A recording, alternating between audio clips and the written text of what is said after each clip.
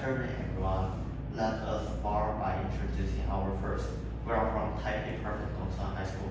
I'm Derek, Elizabeth, and Paul and Thomas. Today we are going to introduce our research, Challenges of Energy and Environment from Past to Future.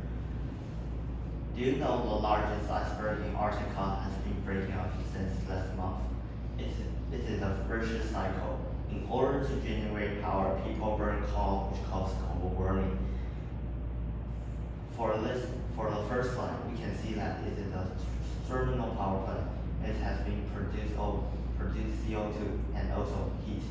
According to research, Taiwan has been polluted over 90 million tons of carbon dioxide per year. For these examples, we must have a self-consciousness to face the energy problem and use the energy correctly. Before getting into the main topic, let me introduce the outline first. Well, first, we will beginning introducing our school. Well, second, we will introduce what is energy. Well, by continuing, introduce the energy used in the past and now. After that, we will discuss the energy and environmental challenge we have to face. Fifth, we will go over the policy about the energy and environment. Then we will offer the solution of energy we have so far. Finally, we have conclusion. Now, I'm going to do our school introduction. Our school is Taipei Private Dongsan High School, which is a quite good school in Taipei, and it is located in Laochun Village, Wenshan District. There are 4 buildings in our school located halfway up the mountain. Although there are not any tracks in our school, we still have 3 playgrounds back of the mountain. And we have friendly students and supportive teachers that help us to study hard. Next, I'm going to talk about the place that our school is located in, Laochun Village. It is an agricultural village, and the resident here raises crops or agricultural things for a living. And Laochun Village is famous for its green old hand bamboo shoots. The old hand bamboo shoots here is high quality and also outstanding and gets a lot of awards every year. There is a large field of daylilies in the leisure farm that attracts a lot of people every year in Laochun Village. And then I'm going to talk about the most convenient facility in our school, the school bus. There are 94 school buses in our school. They go through Taipei, New Taipei City, Keelung, from day and night, and to bring our schoolmates home and school. And those that provide us a lot of good resources to let us study hard. Next, I'm going to talk about what is energy, which is our first topic. Energy, we use energy every day, like using light bulbs, driving vehicles, or using the fridge. Energy are separated into 2 kinds of energy, renewable energy and non-renewable energy. First, renewable energy is good for the environment, and the most important, it is sources from the natural, which doesn't use high temperature heat to burn. Also, it doesn't run out. And then, but on the opposite side, it is under development and less productive than non-renewable energy. For example, solar energy, which uses sunlight, wind energy, which uses the expensive wind turbine, hydropower, biomass energy, and geothermal energy. On the other hand, non-renewable energy, which has a high productive and low cost. But on the other side, the opposite side, it is bad for the environment and increases the greenhouse gas effect, which means that it raises the rate of the cancer. Also, for example, nuclear energy and the thermal power, which means which includes coal, natural gas, and burning fossil fuels. Next, I'm going to talk about power generation rate of renewable energy and non-renewable energy in 2023. The power generation of renewable energy is a lot lower than non-renewable energy usage rate. For example, you can see here, it is lower a lot because it is a lot expensive than the non-renewable energy, so that we don't use it so much. And we can see that the coal is using the most because that it is, except for the nuclear energy, coal is the cheapest. So after introducing the energy, let me introduce how energy affect the earth in the past and present. This picture shows the 19th century to 21st century, the way people use energy. After the Industrial Revolution, steam engine became the most popular way to generate power. In the mid of 20th century, people started using oil, gas, coal, which dramatically increased.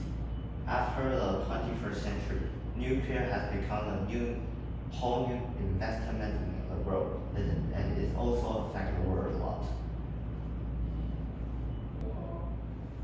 Because coals used so widely, so mining coals caused the water pollution, and in the mid of the 20th century, people start using oil, gas from applying cars and planes. From now, the high density of the carbon dioxide has caused the world global warming, and a serious pollution affects the people's health. Now the AI world is coming. The energy demand will be higher, so the non-renewable energy cannot stop increasing. So how does the energy affect the environment? After burning coal will pollute the carbon dioxide and other chemicals, which called pollutants.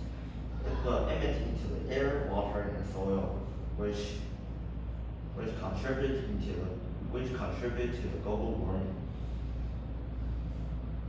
These of the pollutants will create create a circle of the secondary damage. All of them will go over the soil, water, and turn into the atmosphere. And now I'm going to talk about the energy and environmental challenges that we have to face. First, solar energy, which is energy that doesn't use a turbine.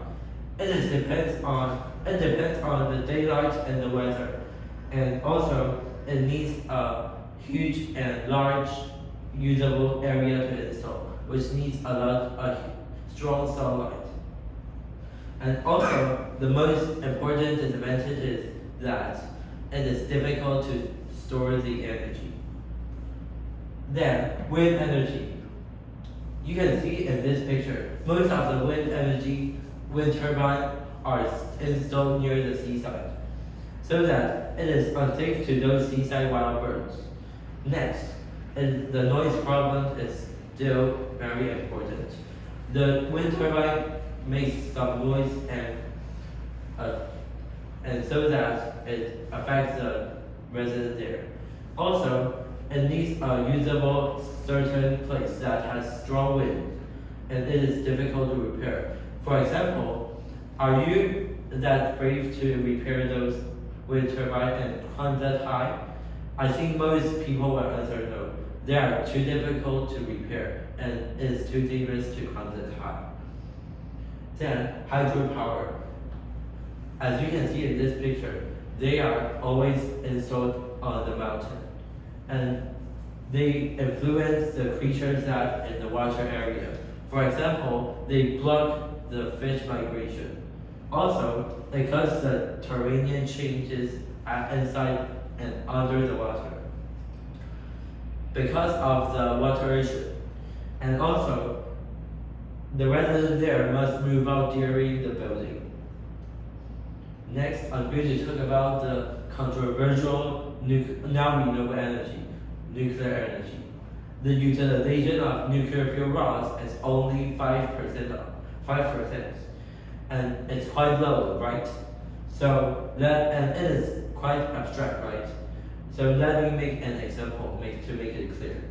For example, you got a brand new phone and it is 100% power, but you can only use 5% of it and you have to throw it away.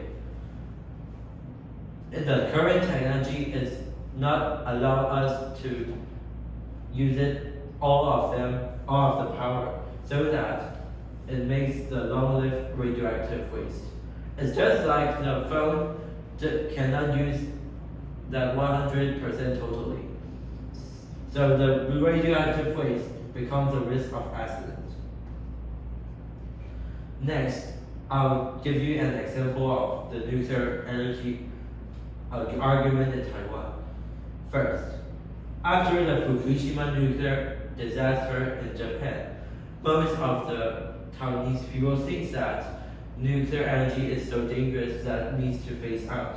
So, after the second reactor in Malaysia nuclear power plant shut it down in 2025, the Taiwanese government decided to phase out all of the nuclear energy, so that it brings out some electricity problems like power shortage after they phase out the nuclear energy. Some of the Taiwanese people think that we should restart the nuclear energy to avoid the power shortage, and another group of people think that we should still phase out the nuclear energy because they are too dangerous.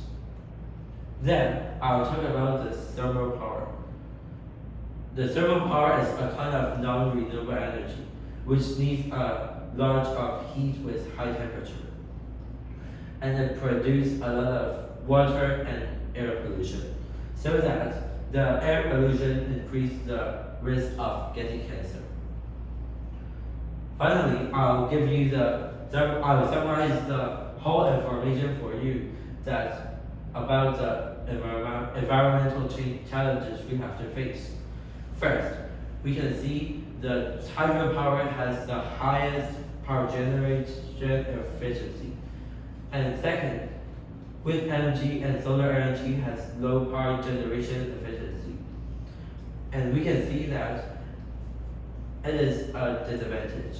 Renewable energy is not able to generate power 24/7, but however, non-renewable energy is able to do it. And all of the energy has some disadvantage. Like solar energy has better recycling problems, wind energy has noise problems, and hydropower affects the river ecology. Non-renewable energy, thermal power gives the environment pollution, and nuclear energy has radioactive waste. And any challenge is a tricky thing that we have to face. So some of government has setting a goal to achieve. Some of government and international organization has set a goal to invite the nation to achieve it.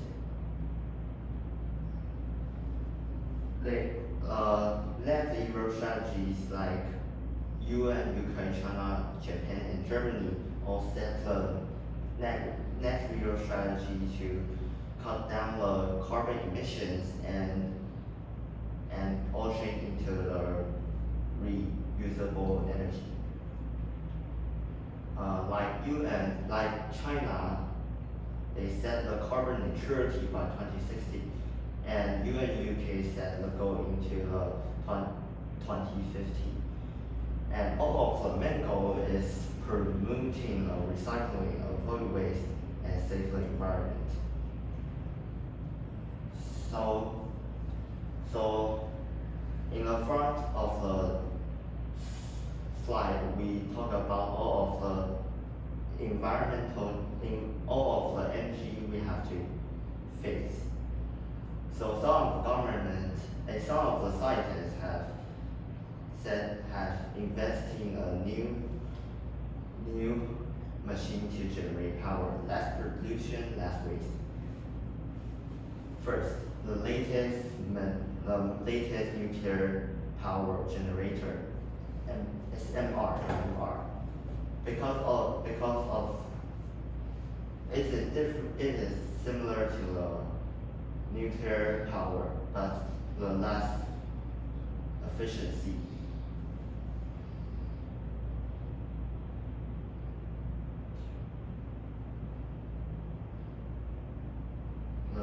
So why do we have to make a smaller reactor?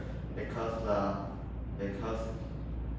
it produces less output and also less heat. So it can avoiding the accident and reduce the risk of the explosion. And because of the output isn't too high, so all of the reactor can cool down by air. A normal reactor is produced about 900 megawatt, but SMR is only about 300 megawatt.